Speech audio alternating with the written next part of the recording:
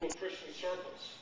And one time I had to ask myself this, and this was a very inward-looking, difficult question, and that is, when is the last time I've had a non-Christian in my home just to fellowship, and just to get to know them, just to love them?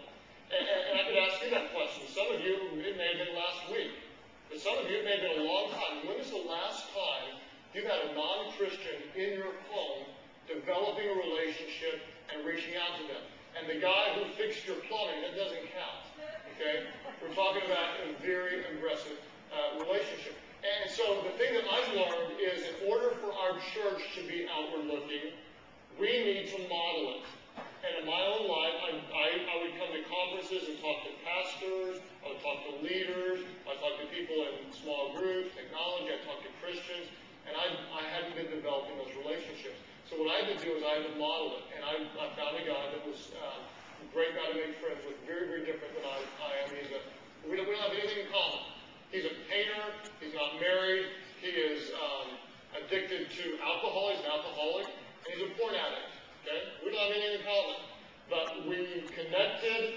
He told me dirty jokes and thought it was funny. I didn't know whether to laugh or not. And he's the kind of guy that he just cusses around me because he doesn't even know he's cussing. He just drops F-bombs and doesn't even know he's doing it. Okay? And he thinks that's kind of cool because he can be himself around a pastor. And so we became friends and spent a lot of time together. He doesn't believe in God because his mom died of an epileptic seizure, and he found her in the bathtub, drowned when he was a little boy. And so I've been trying to share my faith with him, but he can't quite go there. So we become friends over time. And I actually introduced him to the church. And he comes to the church. He even spoke to our church on video to tell them the reasons he couldn't believe in God. So here he is, a non-Christian guy who is my friend. We've had into our home many times. He knows my wife, knows my kids, and he's nothing like us.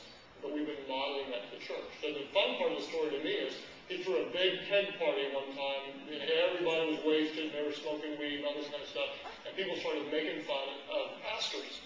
And Mike, my friend, stood up and said, he said, some pastors may be like that, but my friend Craig Rochelle's not like that.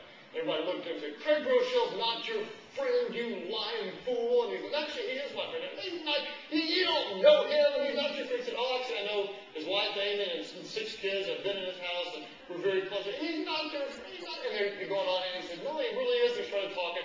And before long, he was telling them how, that church, they give their resources away, and they're not like other churches. And everyone like, really? He said, yeah, you should come to church. And before the end of the deal, he had everybody raise up their beers and give a toast to Pastor Craig and his people. Now,